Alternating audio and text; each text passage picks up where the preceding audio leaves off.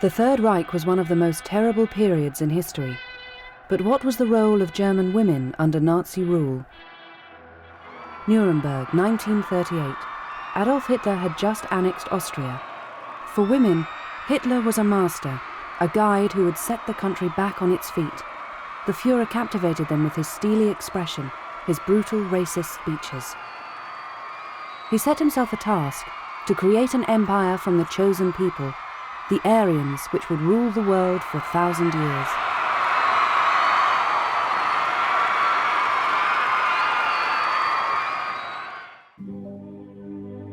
Lambach, Austria. This was the village where Hitler's family lived. There were a lot of deaths in Hitler's family. It was not unusual for children to die at the time, but there was a diphtheria epidemic, and most of Hitler's brothers and sisters died. His mother doted on little Adolf, who had survived. His mother and older sister idolized Hitler, so he was brought up by two women who would do anything for him. So they were dependent on him, and they gave in to him in order to make him happy. Hitler had a troubled youth. His father died when he was only 14, and 4 years later his mother also died. He was shy and withdrawn, but he could get very angry. Hitler had a talent for art. He wanted to be a painter and moved to Vienna. He was rejected twice by the Academy of Fine Arts in 1907 and 1908. History might have been very different if he'd been accepted. To survive, he painted postcards which he sold. The young Hitler envied the brilliant, rich Viennese bourgeoisie. His life was wretched. He ate in a soup kitchen. Dirty and scared, he made few female conquests at that time. In 1914, Hitler joined the German army and became a dispatch rider on the front at Ypres. Twice injured, he saw death at close quarters. Brave and extremely disciplined, he survived the massacres. He finished the war with the rank of corporal and received the Iron Cross. It was the first time his merits were recognized. His regiment became his home. Hitler was a creation of Versailles. The Germans decided to make up for the humiliation, and they prepared their revenge in a sort of ecstasy. The idea of death can produce euphoria, and in the representation of reality that creates a feeling that we will at last be victorious and crush the French and their allies who humiliated us.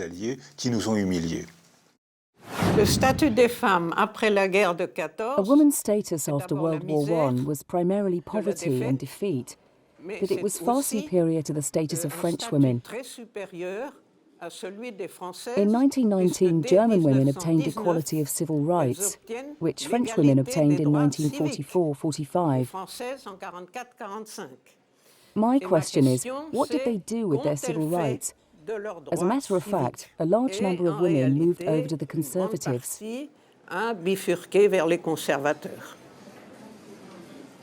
After 1918, many veterans didn't accept defeat and set up militias, the Free Corps. These groups opposed communist activities. An explosive situation developed. It was a period favorable to extremist attitudes. In Russia, the Bolsheviks had been in power since 1917. In Germany, the Communist Party tried to impose its power over workers. This revolutionary party included many women who received activist training. They would vote against the Nazi accession to power. After demobilization, Hitler felt lost. He raged against the surrender as if it were a stab in the back. In Munich, his speeches fired up the people in the beer halls. At the age of 32, he took control of a small group. It would become the Nazi Party. Beirut. Hitler was fascinated by Richard Wagner's operas evoking Germanic myths and heroes. He found strength in them.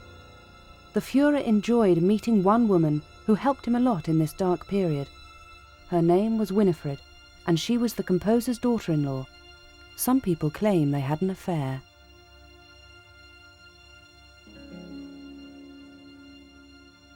In 1924, after a failed coup d'etat, Hitler wrote Mein Kampf in prison. He foretold war and a mission of family and sacrifice for women. Winifred sent him parcels. Hitler était un autodidacte. Hitler was a self-taught man. He read and took in everything he read, and then he regurgitated it in Mein Kampf. He wanted to make everything German, mainly in the East, of course, and to destroy Jews throughout Europe. Women were nothing. They were companions for men, for procreation, for beauty, later for the pleasures of the warrior, before those of daily life. He had quite an archaic view of women, except that they had to be modern and sporty and so on. It was more or less to be taken literally, because everything written in it would come to pass.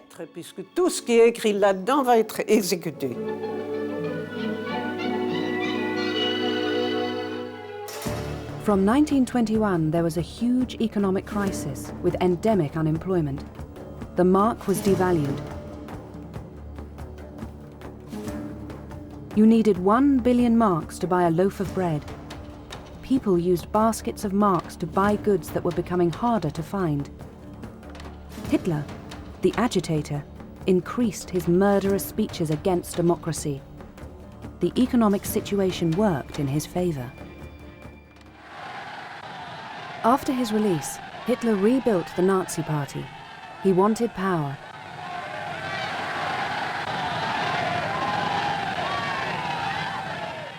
He was styling his identity. People flocked to every meeting.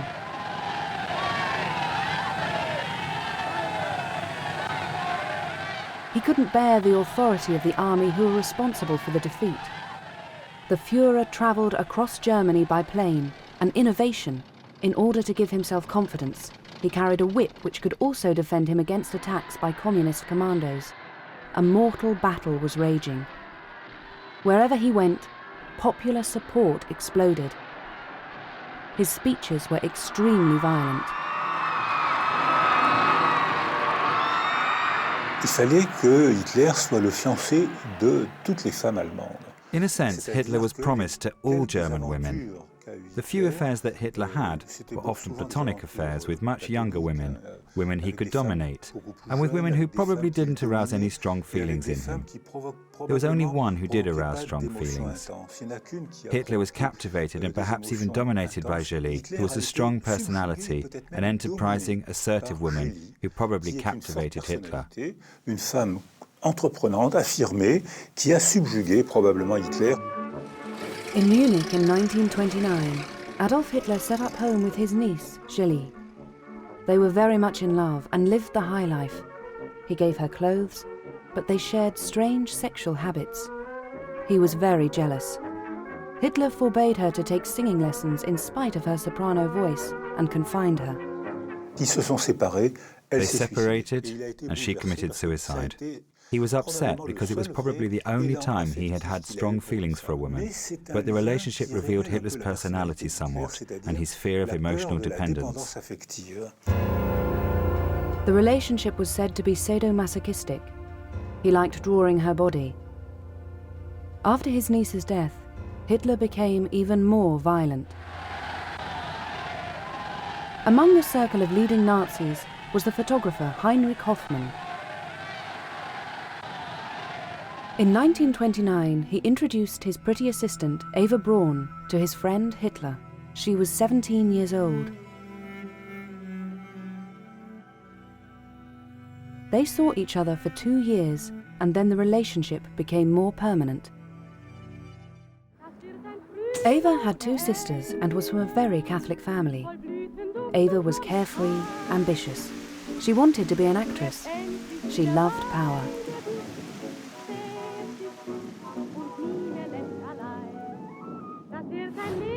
Hitler was 43. He neglected her, and yet he set her up in an apartment with her sister, Gretel, in Munich. She spent her time with her sister waiting for her lover, who refused to marry her. Adolf Hitler was devoted to the Reich.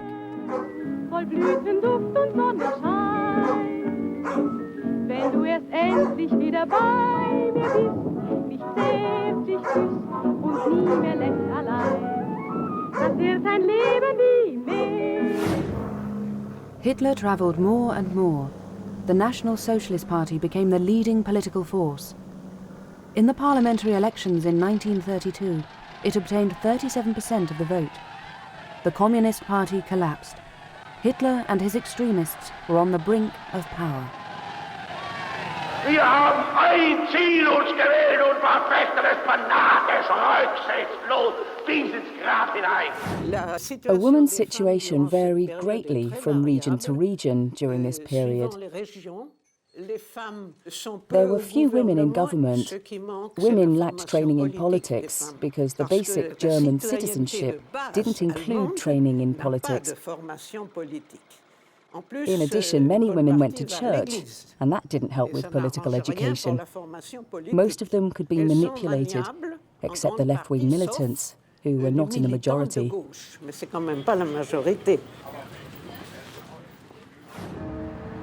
In Bonn, we met women who remembered this period, such as this teacher who was only married to this officer for 6 months before he was killed at the front.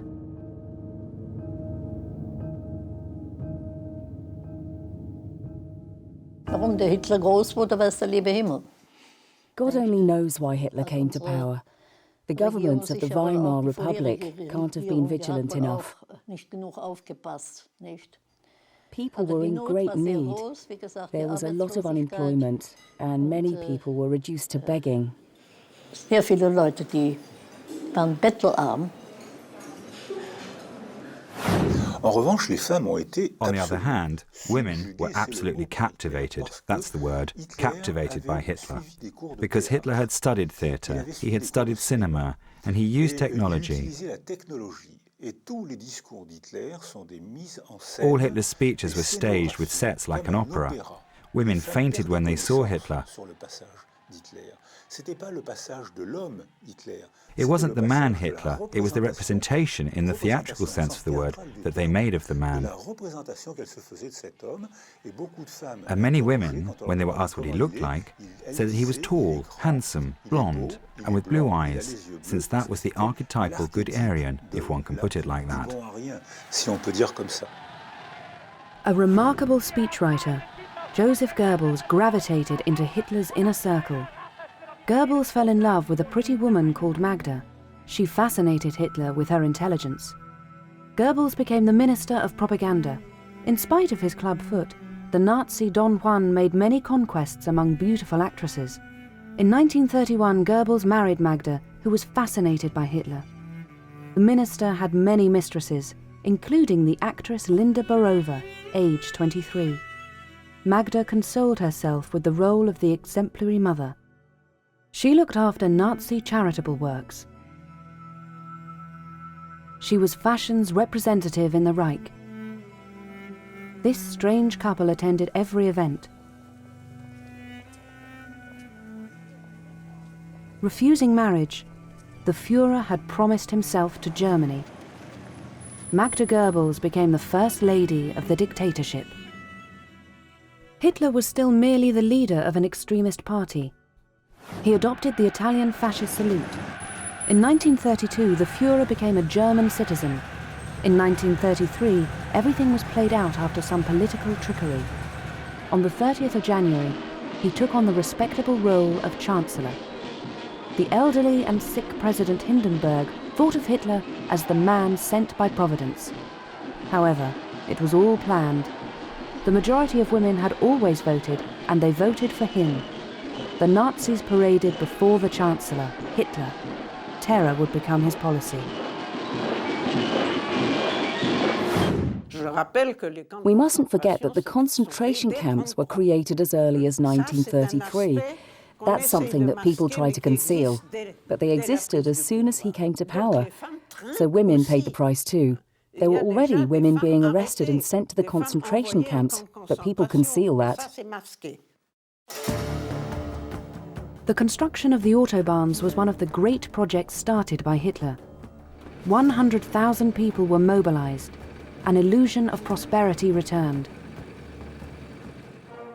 Young girls were also mobilized in the BDM formed in 1931 and led by Gertrude Scholz-Klink. a period of compulsory service was required, mainly in the countryside. For boys, the Hitler Youth had one objective: to harden them into the invulnerable warriors of tomorrow, capable of conquering vital lands to the east. Hitler was revered. They went into families to recruit the girls. I know that my sister was fanatical. She was appreciated. I think that's why she joined, and it was worth it, because she quickly moved up the ranks. At the age of only 16, she led a BDM section. They organised community evenings, played guitars around the campfire. That was all.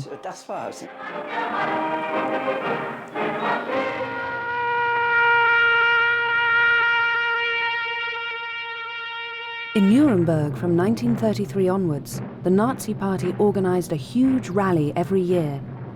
Over 1 million party members gathered for a week. Each day was devoted to an organisation. On this day, youth was in the spotlight. The Fuhrer seemed to like blonde plaits.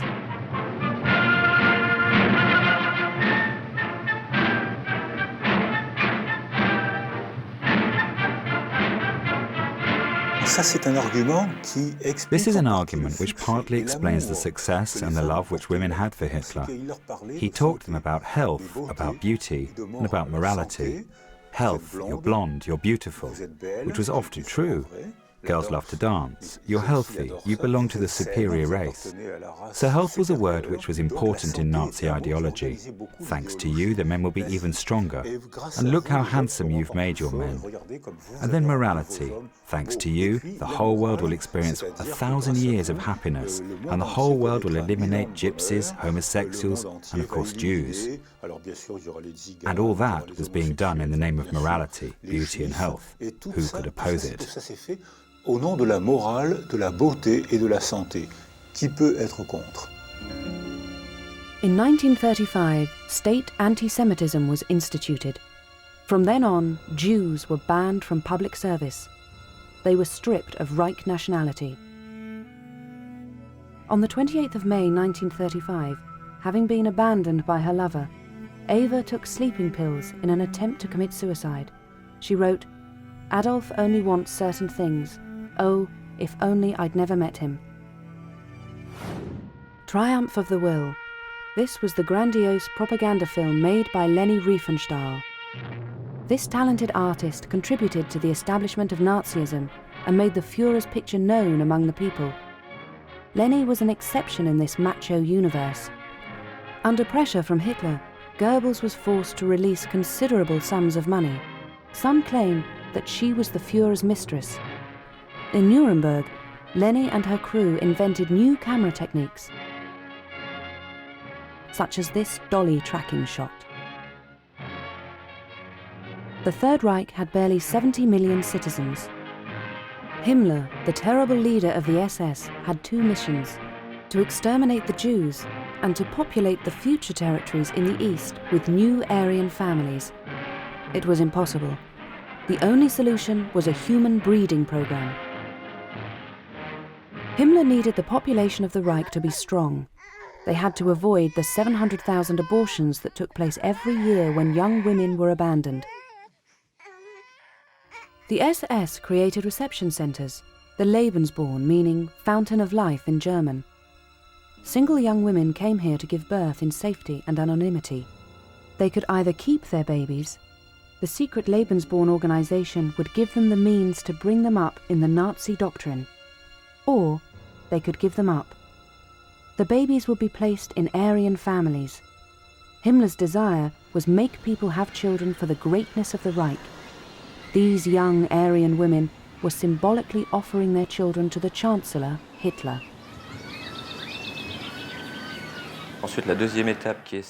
Then the second stage was to increase and purify the Aryan race. That was really at the heart of the great Lebensborn project. to encourage the procreation of children whose parents met specific racial criteria, pure Aryan criteria. The ideal would have been a young Aryan woman made pregnant by an SS officer. That was the ideal system, and so the idea was to encourage procreation of as many children as possible, who would then be destined to become the elite of the Third Reich. The women were willing, and some were even enthusiastic. The child was given an identity, with a false first name and even a surname. The internal system worked in secrecy, to the extent that the children's births weren't declared in the place where they were born, but on a parallel Lebensborn register, which was the only record of the real identity of the parents.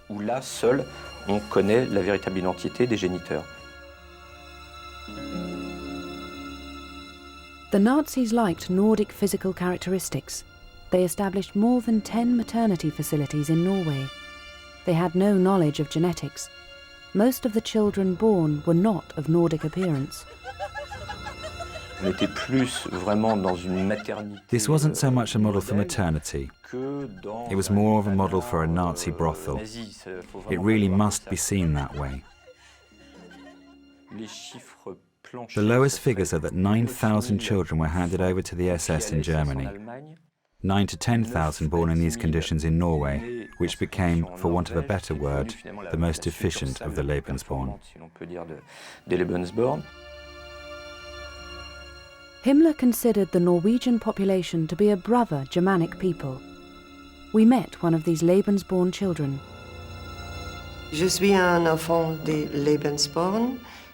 I was a child of the Lebensborn. I was born in Norway, in Oslo, which was unusual for a German child. I am German.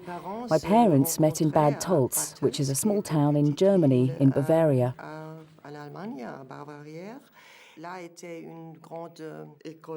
There was a big SS officers' school. My father was a captain and my mother was his secretary.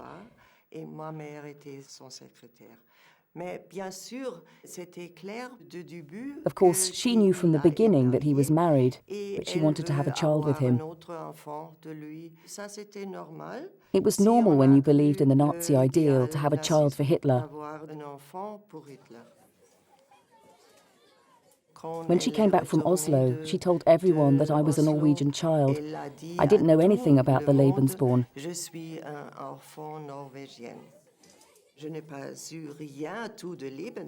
I thought that a man had left my poor mother because he was married. I had no idea about the Lebensborn because no one talked about it. It was a secret even in Germany.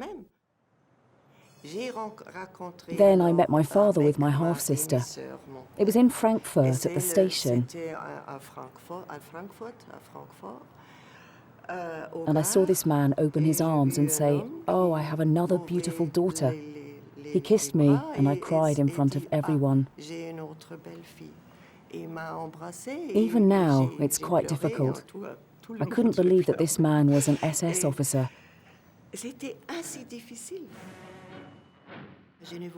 I couldn't believe it. I'd always been told that he was an officer, but never that he was an SS officer. I asked him about the Lebensborn, and he told me it was a program. It was interesting, but of course completely crazy. We were very idealistic, and they exploited our idealism. That was the usual response of that generation. They weren't criminals, but of course they were the worst type of criminals. Sauf si pour moi, tous les S étaient criminels par soi.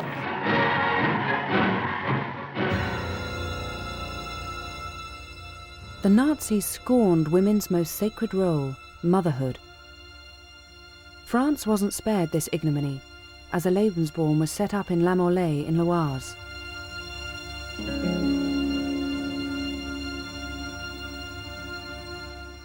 Unusually, we were able to visit this place that was marked by historical deeds that should never have occurred.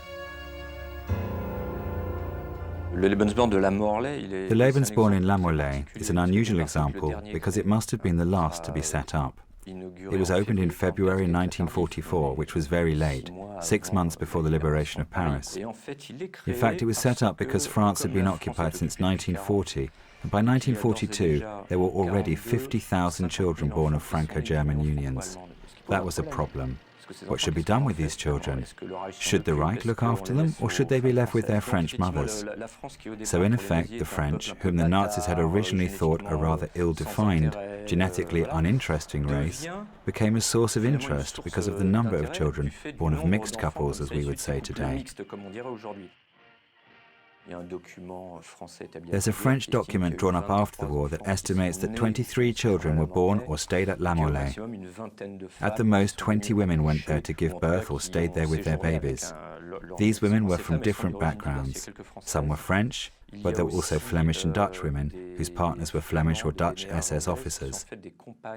For reasons of discretion, they came to La Mollet to give birth.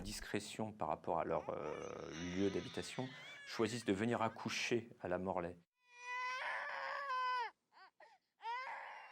The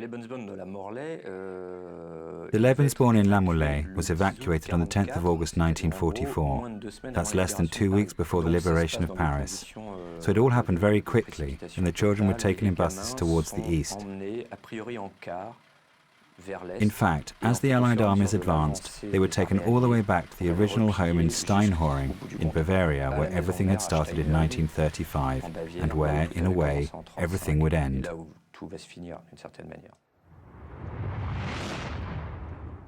Women were no longer considered as people.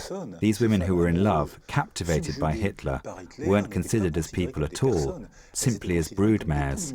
The children, who were deprived of affection, deprived of family, deprived of culture, but biologically healthy, had little chance of a normal life, and this utopian idea caused tragedy and mass murder. The opposition was wiped out. Hitler had taken total power. The great propaganda organizer Joseph Goebbels manipulated the Germans. In March 1933, the first Ministry of Propaganda and Public Enlightenment was formed under Joseph Goebbels, and it became a sort of gigantic machine for transforming Germany. Their great idea was to create a new man who would represent the ideas of National Socialism. No film could be released without the Ministry of Propaganda's agreement.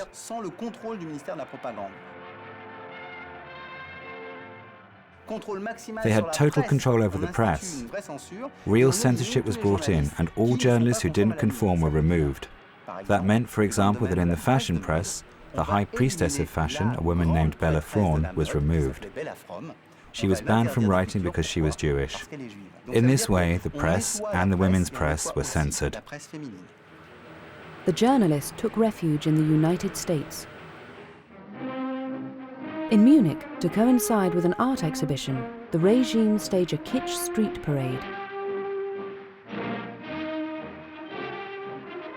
Elegance hadn't disappeared completely.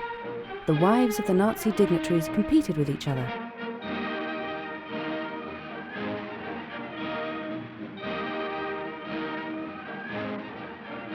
These floats represented 2,000 years of Germanic culture. The Nazis amalgamated Germanic mythology and that of the knights of the Teutonic orders. Hitler had set himself a sacred task: to purify the race.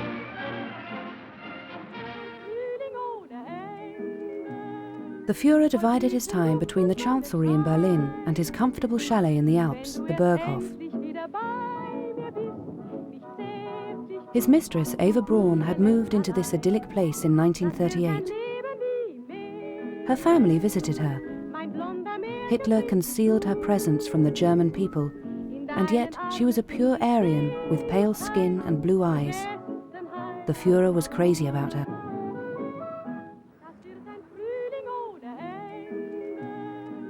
She lived a life of idleness with her friends. While she waited, she prepared vegetables for her lover's vegetarian meals. Eva wanted to make a film about Hitler. This footage is unique. We get to see the dictator's private life. Her sister Gretel was with her. Walter Heaven, Hitler's diplomatic advisor, was a libertine in this pre-war period.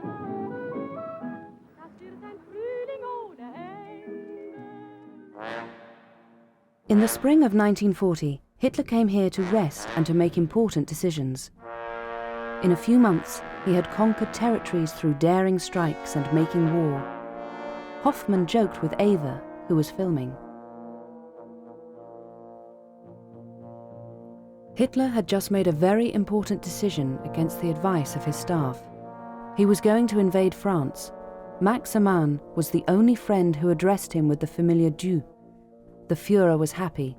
The insult would be avenged. In May 1940, the combined use of armoured divisions and air attack defeated the French army within a few weeks. The Fuhrer was convinced that a swift war would bring him complete victory. Thousands of refugees were on the move. A great many of the dead were civilians, women and children. Their lives meant nothing to the Nazis. Since 1935, through a combination of daring policies and the use of panzer divisions, Hitler had conquered all of Western Europe, except England, its resistance aided by its island status and its Spitfire aircraft. Berlin in July 1940. France had surrendered after heavy fighting.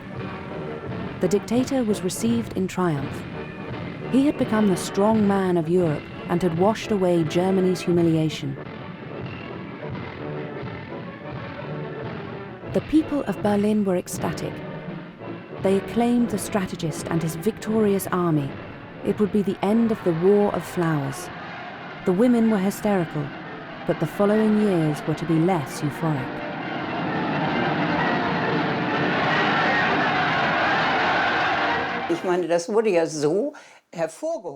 The war had been promoted so much that everyone, and especially women, at least in the beginning, were proud to see their men go to war, as they thought they were doing something good for the country. Dying for their country was a heroic death.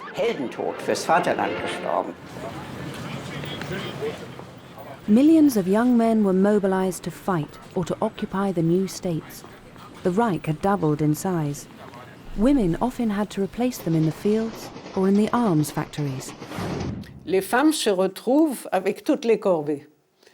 women found themselves doing all the work, and they weren't at all happy about it. For example, they preferred a soldier's wife's allowance to a factory salary. They refused to do it. They were called up by the Labour Department, and they said, "Sorry, I have children. I was told to be a mother, and that's what I am. I'm not a factory worker." Hitler took notice of that, because he knew that his regime relied on popular support.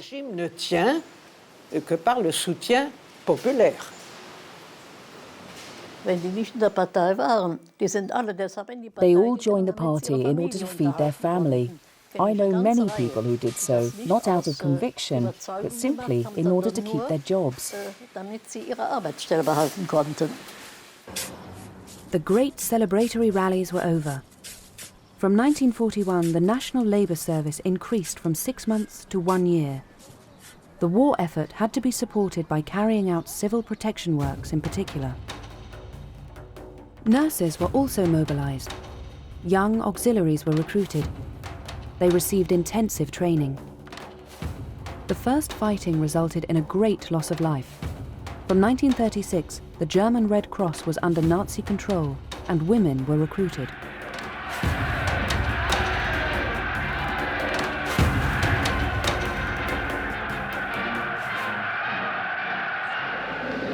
Des Deutschen Reiches und Volkes.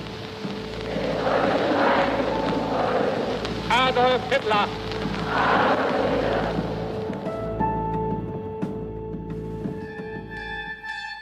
The Berghof.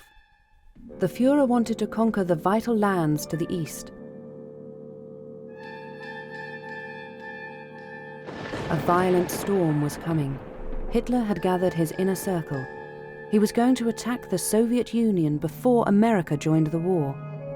Eva was distraught. More war. Her Adolf would abandon her again. In June 1941, the Wehrmacht invaded the Soviet Union in Operation Barbarossa. Stalin was overwhelmed, and a huge area was conquered. The Red Army had only obsolete weaponry. After the use of the scorched earth policy, the Russian winter was terrible.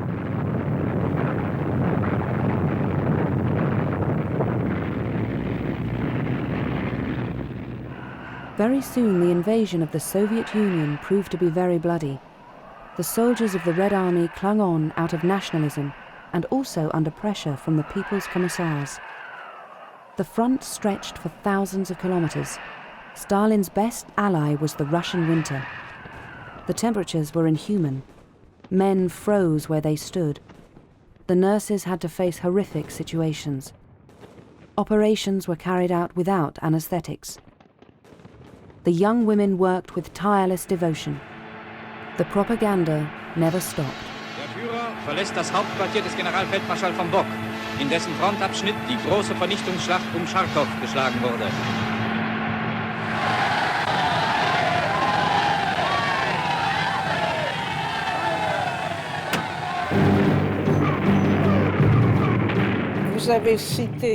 A plan was needed from the time of Stalingrad because of the increase of announcements of men's deaths in the press. There were more and more widows, so people went back to church, which the Nazis didn't like. There were discussions between Goebbels and Hitler. How can we replace the church? What have we got? And Hitler didn't want to be a religious Fuhrer. What should be done? All these widows weren't good for public opinion. But the girls, the young people, were devoted. It was the spirit of sacrifice, as it was called, since it was one of the services allocated to women, Opferdienst, the service of sacrifice, since 1933. During the war, the Hitler Youth organizations took part in propaganda tasks, but also in health and civil protection tasks. So the girls were complimented. Goebbels couldn't stand all the militant Nazi women, but even he received them to thank them for their spirit of sacrifice. But not the mothers. They had had enough. Das deutsche Volk wehrt sich gegen die totalen Kriegsmaßnahmen der Regierung. Es will nicht den totalen Krieg, sagen die Engländer, sondern die Kapitulation. Wollt ihr den totalen Krieg?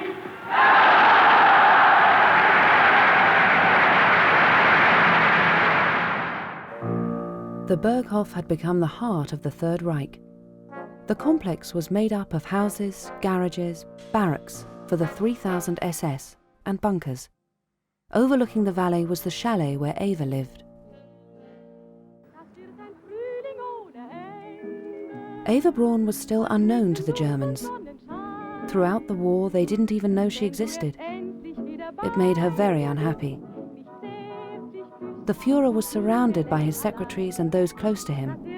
Although she was a kept woman, Eva was paid a salary. Officially, she made films about the Fuhrer. He seemed very interested in the new Swiss camera he had given her. This was one of the rare occasions when these private images showed them together. However, they had separate bedrooms. As soon as you have a racist image in your head, family no longer counts, culture no longer counts, only biology counts. People were already talking about genetics, even though genes hadn't been discovered. We'll eliminate the impure and create racial hygiene, and then there will just be us, superior men and women. But there are Polish and Finnish people who are dolichocephalic, like us. That is to say, with quite a long skull, with blue eyes and blonde hair. And look how handsome they are.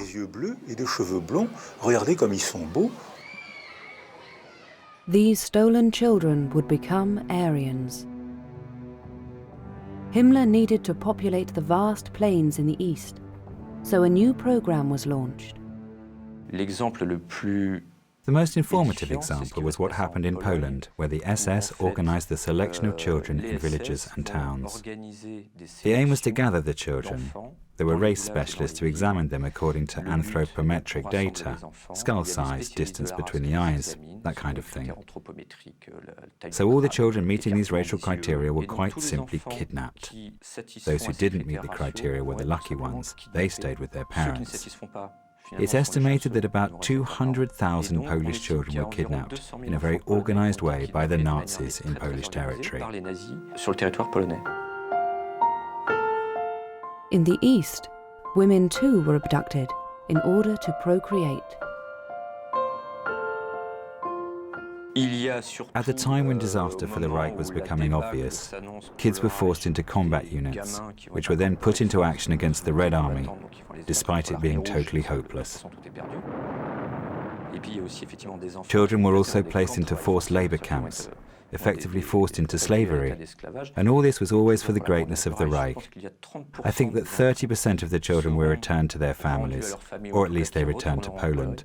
That means a large majority stayed in Germany, because once again, those who were placed in families had no knowledge of their identity. That means that today there are people living in Germany who have no idea that in reality they are Polish.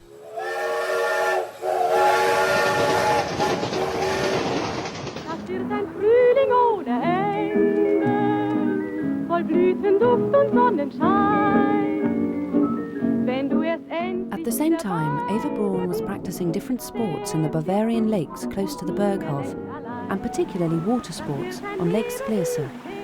At the age of 31, she was very fit.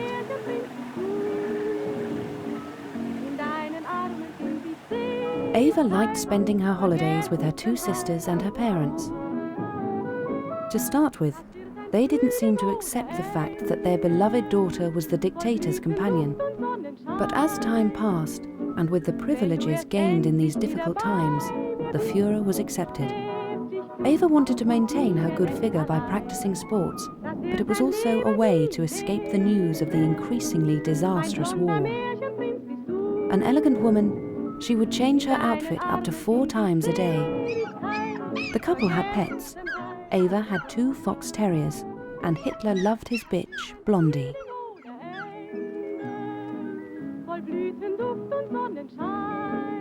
The Fuhrer was surrounded by children, perhaps in order to fill a void. He avoided the sun. When he was gassed in the 1914 war in France, his eyes had been burnt. During this time, he sent hundreds of thousands of Jewish and Gypsy children to the flames of the extermination camps. It's hard to believe that Eva Braun didn't know the Holocaust was in progress when she filmed these monstrous figures, the organizers, Himmler and Reinhard Heydrich. The Allies decided to destroy Germany by mounting massive bombing raids. By day, thousands of American flying fortresses dropped their incendiary bombs from 10,000 meters. At night, it was the British Lancaster bombers that carpeted German towns with phosphorus bombs. The losses were colossal. I think the German women were emotionally cheated, sentimentally cheated. I emphasize sentimentally because sentiment is an emotion felt in the body and triggered by a representation. The Nazis provided them with a marvelous utopian representation: opera, happiness, the elite, beauty. They never knew, or very few of them did, that they had contributed to a crime.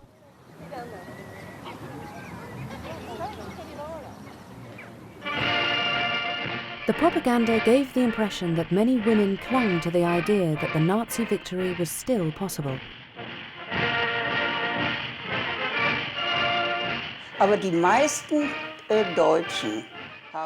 But the majority of German women believed in the final victory right to the end. I know many of my parents' friends who hadn't understood that we'd lost until the very end. The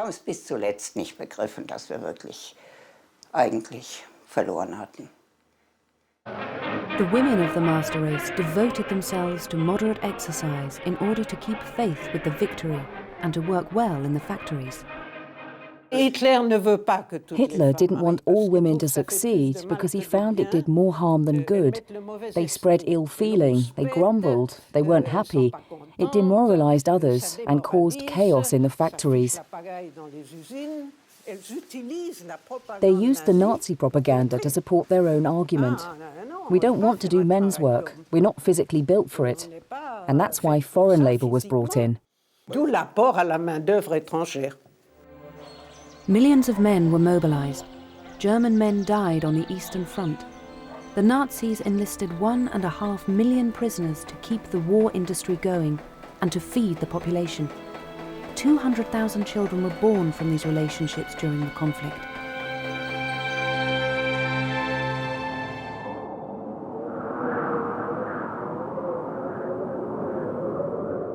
In his headquarters, Hitler was becoming weaker.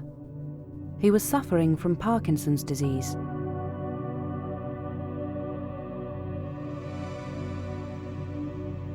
He was no longer master of his staff. Even the children Ava presented to him didn't entertain him anymore.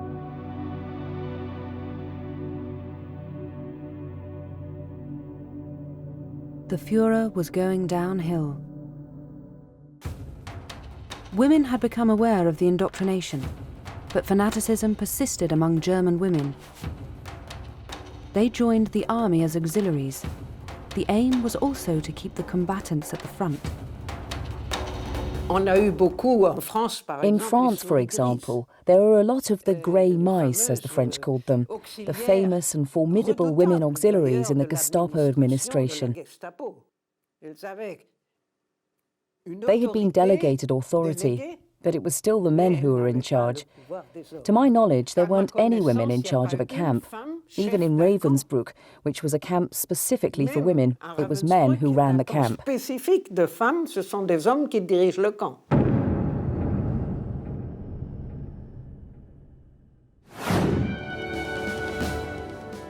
of June 1944. Gretel, Ava's younger sister, was 29 years old. She married the SS officer Hermann Fegelein, and their witnesses were Himmler and Bormann.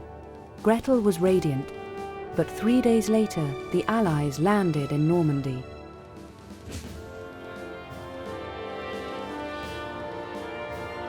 The bride knew Fegelein was a war criminal since, with his SS, he had exterminated thousands of Jewish women and partisans behind the front lines.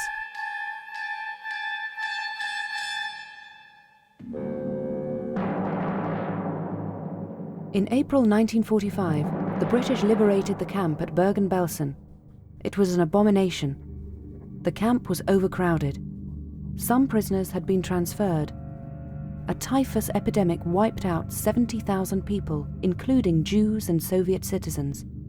SS Commandant Joseph Kramer was in charge of this death camp.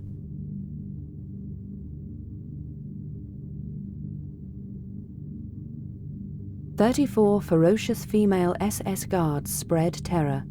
They were all volunteers. Some had answered an advertisement seeking women who wished to demonstrate their love for the Reich. 3,600 joined the SS Gefolg, the organization made up of female fanatics.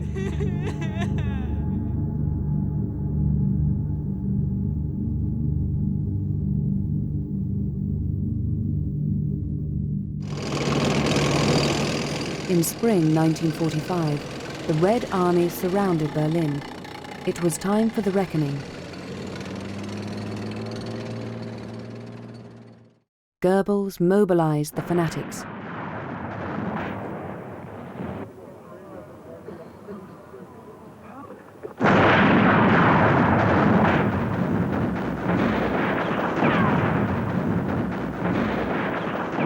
Wenn Sie Ihre Gewehre schultern und Ihre Panzerfahrzeuge besteigen, dann haben Sie nur Ihre erschlagenen Kinder und geschändeten Frauen vor Augen und ein Schrei der Rache wird aus Ihren Kehlen emporsteigen, vor dem der Feind erblassen wird.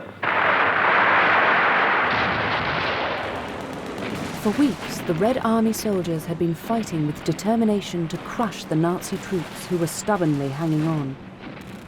The communist soldiers spread terror, most notably by raping more than 2 million German women.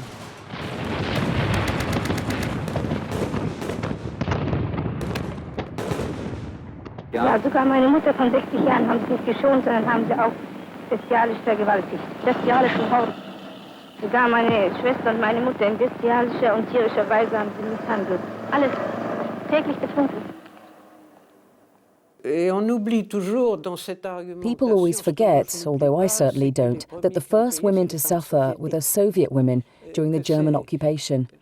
It's the reversal of the situation in a war that was dreadful from the start, as Hitler had declared that there were no laws anymore. I've often criticised German historians for having a very selective memory about that. If you look at the numbers, I don't like doing so because this is a very delicate subject, but you can see that many women claimed money for abortions, so they wouldn't bring racially impure children into the world. Pour ne pas mettre au monde des enfants racialement impurs. All was lost. Hitler barricaded himself in his bunker beneath the chancellery with the last of the fanatics. Eva joined him against his advice. On the night of the 29th of April 1945, he married her, and then she committed suicide by taking poison. The Fuhrer shot himself in the mouth. The partly burnt remains of the diabolical couple were found later. The world was astonished to discover Eva's existence. Magda Goebbels represented the ideal mother of a large family. Since the Fuhrer was dead, life had no more meaning for the Goebbels. As fanatics, they committed suicide with their 5 children, all of whose names started with H. In the depths of the Chancellery bunker, Magda gave them a sleeping drug and then a poison capsule. The Soviets found the body of Goebbels clenched in an expression of hatred. So, finally, the German women were rewarded with the contempt of the man they had adored, Hitler, who said, "My people aren't capable of realizing my dreams and the 1,000 years of happiness that we should have brought to the planet. Therefore, let them die." The defeat of the Third Reich was total. 80% of Berlin was destroyed.